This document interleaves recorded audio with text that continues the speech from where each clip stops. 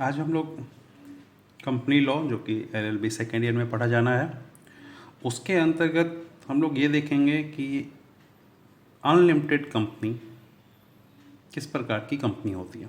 क्या मतलब है अनलिमिटेड कंपनी का? अनलिमिटेड कंपनी, जिसको हिंदी में बोलते हैं अपरिसीमित कंपनी, अपरिसीमित कंपनी।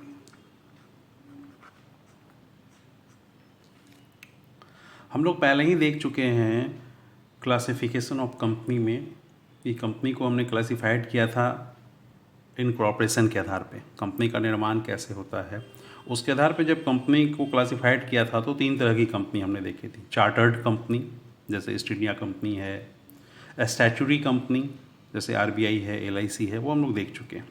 और तीसरा था रजिस्टर्ड कंपनी। क्या है? Registered company. Registered company, registered company के बारे में सेक्शन 2 सब क्लॉज 20 इसमें बताया गया। जो कंपनीज एक्ट है, कंपनीज एक्ट 2013 के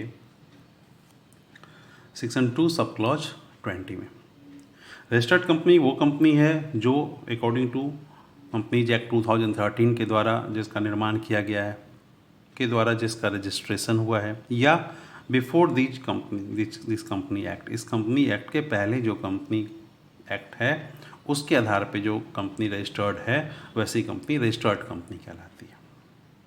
खैर, ये तो रजिस्टर्ड कंपनी है। अब हम लोगों ने देखा था कि कंपनी को on the basis of incorporation बांटा था 3 भाग में: chartered company, statutory company and registered company. On the basis of number of members के आधार पे भी बांटा था, जैसे private limited, private limited company और पब्लिक कंपनी और 1 पर्सन कंपनी जो इस बार इंट्रोड्यूस हुआ है।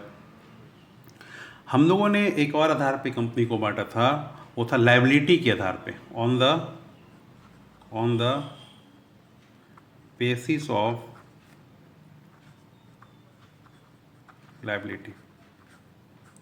On the basis of liability जब हम कंपनी को बांट रहे थे तो हमने 2 तरह की कंपनी बताई थी, जिसमें एक बताया था अनलिमिटेड कंपनी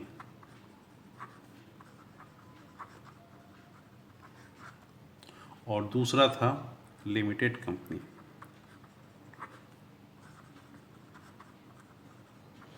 ठीक है, आज हम लोग ये देखेंगे कि ये अनलिमिटेड कंपनी क्या होता है। जब भी हम कंपनी का निर्माण करते हैं तो वहाँ पे दायित्व के आधार पे, लायबिलिटी के आधार पे 2 तरह की कंपनी आ गई, एक अनलिमिटेड आ गई और एक लिमिटेड कंपनी आ गई। अनलिमिटेड कंपनी को कंपनीज एक्ट के सेक्शन 2 सब क्लॉज 92 में डिफाइन किया गया। कहाँ किया गया? Section 2 sub clause 92। According to the Companies Act, definition of unlimited company क्या है? वो कहता है unlimited company means a company not having any limit on the liability of its member. Unlimited company क्या है? तो ये कहता है unlimited company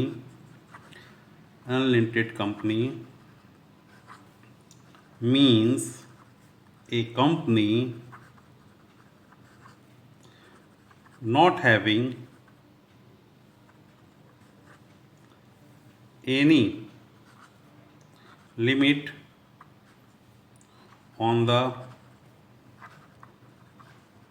limit on the liability of its members.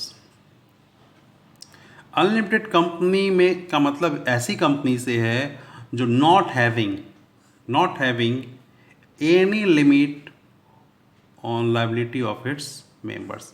जो अनलिमिटेड कंपनी है उनके मेंबर्स पे किसी दायित्व की कोई सीमा नहीं होती, अनलिमिटेड लायबिलिटी होता है। अगर वो कंपनी कभी लॉस में चली गई तो at the time of winding up company के मेंबर्स के खुद के जो एसेट्स हैं, खुद की जो संपत्ति है, और अगर कंपनी ऋण में है, लॉस में है, कंपनी पे कोई डेप्ट है, तो उसकी खुद की संपत्ति भी उस कंपनी में उस कंपनी के ऋण को चुकाने में उन्हें देना पड़ेगा। मतलब लायबिलिटी अनलिमिटेड है। जबकि लिमिटेड कंपनी जो है, उस लिमिटेड कंपनी में की लायबिलिटी क्या होती है, उस लिमिटेड कंपनी में जो उसके मेंबर्स होते हैं उसकी लायबिलिटी लिमिटेड होती है, जिसमें लिमिटेड बाय शेयर हो सकती है या लिमिटेड बाय गारंटी हो सकती है। लेकिन यहाँ पे क्या है, यहाँ पे क्या होता है लायबिलिटी अनलिमिटेड होता है। तो पहला तो नेचर ये है कि मेंबर्स जो है, मेंबर्स की लायबिलिटी क्या है, अनलिमिटेड लायबिलिटी है। इस तरह की कंपनी जो होती है, इसलिए जनरली आजकल इस तरह की कंपनियां कम देखने को मिलती है, क्योंकि कंपनी का ही निर्माण इसलिए किया जा रहा है कि उन लायबिलिटी से बचा जा सके। तो अनलिमिटेड कंपनी के बारे में एक तो ये मुख्य बात ये हो गई, according to section 2 sub clause 92, that company not having any limit on the liability of its members. ठीक है। दूसरा, अनलिमिटेड कंपनी का जो एओ है, article of association, AOA of unlimited company का जो आर्टिकल ऑफ एसोसिएशन है, उसको ये दिखाना होगा आर्टिकल ऑफ एसोसिएशन को कि maximum number of members, maximum number of members जो हैं वो कितने हैं। अनलिमिटेड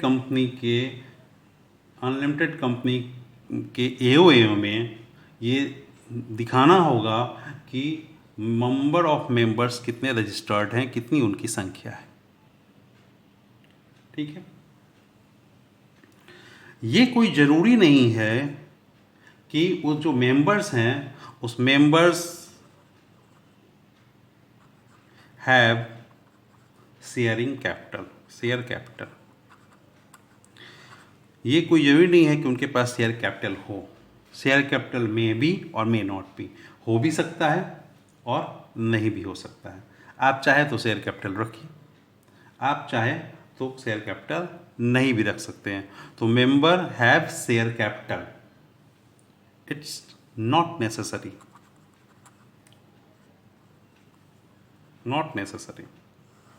ये जो शेयर कैपिटल है वो नॉट नेसेसरी, आपको रखना कोई आवश्यक नहीं है। आप चाहिए तो आप इसको रखिए, आप चाहिए तो इसको नहीं रखिए। ठीक है। शेयर कैपिटल में इंक्रीज और reduce without any restriction. Okay, इसको क्या है, ये कोई इसको इंक्रीज या रिड्यूस आप कोई बिना रिस्ट्रिक्शन के कर सकते हैं। एक इसमें आता है अकॉर्डिंग टू सेक्शन 67। सेक्शन 67 में जो है, सेक्शन 67 डज नॉट अप्लाई, 67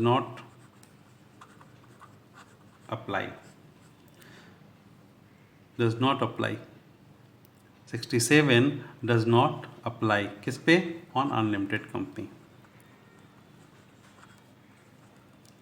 क्या है 67 को देखिए क्या है, अभी देख लेते हैं। आप बेयर एक्ट में देखेंगे तो 67 ये कहता है, restriction on purchase by company और giving of loans by it for purchase of its share. ये रिस्ट्रिक्शन लगाता है किसी भी कंपनी के किस पे, परचेज बाय कंपनी और giving of loan by it for purchase of its own share. ये कहता है कि no company limited by share और by guarantee and having a share capital shall have power to buy its own share unless the consequent reduction of share capital is effected under the provisions of this act। मतलब कि 67 does not apply, क्योंकि ये जो 67 है केवल बात करता है किस पे, लिमिटेड कंपनी, जो लिमिटेड बाय शेयर है या लिमिटेड बाय गारंटी है, वैसे कंपनी की बात करता है।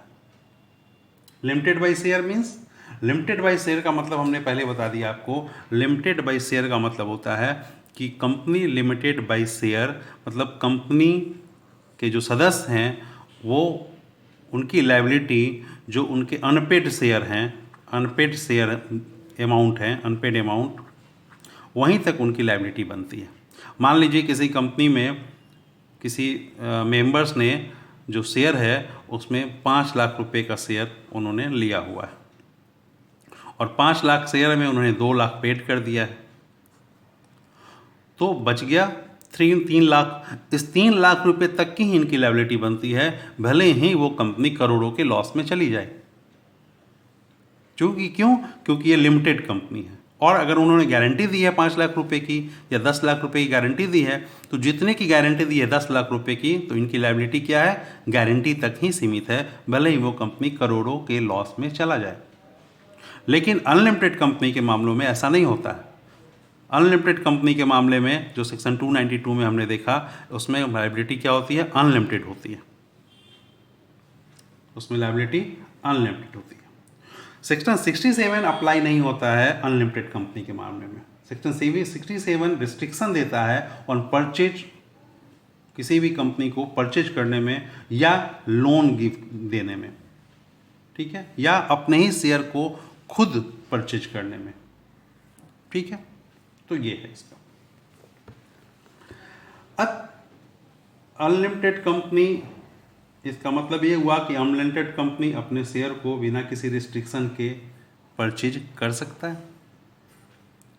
अब कुछ डिसएडवांटेज क्या है अनलिमिटेड कंपनी के, जो डिसएडवांटेज क्या है, डिसएडवांटेज क्या है, डिसएडवांटेज अनलिमिटेड कंपनी का एक डिसएडवांटेज क्या है कि इसमें सारे मेंबर्स जो होते हैं, इसके सारे मेंबर्स वो लायबल होते हैं, जो पहले भी देखा, लाइक पार्टनरशिप की तरह ये लायबल होंगे। पार्टनरशिप फॉर्म में क्या होता है, पार्टनरशिप फॉर्म में सारे उसके जो पार्टनर्स होते हैं वो लायबल होते हैं। अब कोई भी बिजनेस कर रहे हैं अनलिमिटेड कंपनी में, तो किसी भी तरह का डेप्ट है, उस डेप्ट के लिए क्या है, ये मेंबर की अनलिमिटेड लायबिलिटी है, अनलिमिटेड लायबिलिटी है। और जो इनके क्रेडिटर्स हैं, जिस समय वाइंड अप होगा कंपनी, या एज क्रेडिटर्स जो हैं वो क्या कर सकते हैं, क्रेडिटर्स अनलिमिटेड कंपनी में उस जब उनका पैसा डूब रहा होगा, भले ही कंपनी लॉस में हो, भले ही कंपनी के पास कोई पैसा नहीं हो, लेकिन वो अपने पैसा वसूली कर सकते हैं कंपनी से। लेकिन इसमें क्या है कि जो क्रेडिटर है वो डायरेक्टली उस मेंबर्स पे वाद नहीं ला सकता है। अनलिमिटेड कंपनी का ही मेंबर है, उस पर डायरेक्टली वाद नहीं ला सकता है, can not sue directly to members. वो क्या करेगा, वो क्रेडिटर क्या करेगा, थ्रू कंपनी के थ्रू स्यू लाएगा और कहेगा कि मेरा डेप्ट कंपनी दो। और कंपनी क्या कहेगा, चूंकि कंपनी का नेचर क्या है, अनलिमिटेड नेचर का है, तो कंपनी अपने मेंबर्स के थ्रू इसका जो डेप्ट है उसको वापस करेगा। या लिक्विडेटर जो है वो कॉल करेगा मेंबर्स को कि आप आइए, कंपनी के इतने डेप्ट्स हैं, आप सब लोग मिलके इसको पे कीजिए when at the time of winding up of the company. एक और है इसमें, अनलिमिटेड कंपनी, अगर उसको लगता है कि आज हम अनलिमिटेड कंपनी हो गए, अब मुझे क्या करना चाहिए, अब मुझे इस अनलिमिटेड कंपनी को अनलिमिटेड कंपनी से चेंज करके लिमिटेड कंपनी में ट्रांसफ़र करना है। तो अगर वो चाहता है कि अनलिमिटेड कंपनी से हम लिमिटेड कंपनी में जाना चाहते हैं, मतलब कोई कंपनी अनलिमिटेड है और ये अपने आप को करना चाहता है अब लिमिटेड कंपनी, ठीक है, कर सकता है। Yes, unlimited company can get itself re registered as a limited company. Unlimited company can get itself re registered registered as a limited company. But provision कहाँ है इसका? तो इसका प्रोविजन है section 18 of companies act. Companies act section 18 जो companies act का section 18 है उसमें इसका प्रोविजन दिया गया है। सेक्शन 18 में कहा गया है कि अनलिमिटेड कंपनी, जो सेक्शन 18 में कन्वर्सन ऑफ कंपनी जो ऑलरेडी रजिस्टर्ड है उसके बारे में बात कहा गया है। और सेक्शन 18 का जो सब क्लॉज 3 है उसको पढ़ेंगे तो उसमें लिखा गया है कि, देखिए उसमें लिखा गया है, the registration of a company under the section shall not affect any डेब्ट, liabilities, obligation or contracts incurred or entered into by or on behalf of the company before conversion, and such debts, liabilities, obligation and contracts may be enforced in the manner if such registration had not been done. Company, unlimited company registered, री registered हो सकती है किसमें? Limited company में। लेकिन अगर ये conversion होता है अनलिमिटेड से लिमिटेड में तो इसका मतलब ये नहीं है कि जो अनलिमिटेड के टाइम में कोई कंपनी के ऊपर कोई डेब्ट्स हैं या कोई लायबिलिटी है, कोई ऑब्लिगेशन है या कोई कॉन्ट्रैक्ट है, वो as a limited company deal होगा। अगर अनलिमिटेड के टाइम में जो भी डेब्ट्स थे, जो भी लायबिलिटीज़ थी, जो भी ऑब्लिगेशन थी, वो अनलिमिटेड कंपनी की तरह ही उसकी डीलिंग्स होंगे। वो उसी प्रकार से काम करेंगे, वो उसी रूप में होंगे जैसे अनलिमिटेड कंपनी है। लेकिन उसके बाद लिमिटेड कंपनी हो जाने के बाद से जो डेब्ट्स होंगे या उसके बाद जो भी नए काम होंगे वो एज ए लिमिटेड कंपनी होंगे। तो ये एक क्या है? रिस्ट्रिक्शन है। तो according to section 18 sub clause 3 unlimited company re registered हो सकता है, जो उसके प्रोविजंस हैं लिमिटेड कंपनी के उसको पूरा करके उस कंपनी में। तो ये है आपका मोटे तौर पे जो जानना है LLB सेकेंड ईयर में वो अनलिमिटेड कंपनी के बारे में। तो ये था अनलिमिटेड कंपनी, आपने देख लिया। हम लोग इसको अब आगे और भी कंपनी है जैसे देखेंगे। 1 पर्सन कंपनी, 1 पर्सन कंपनी क्या होता है इसको देखेंगे। लिमिटेड कंपनी के क्या हैं इसको भी देखेंगे। तो आज के लिए ये लिमिटेड कंपनी। Thank you.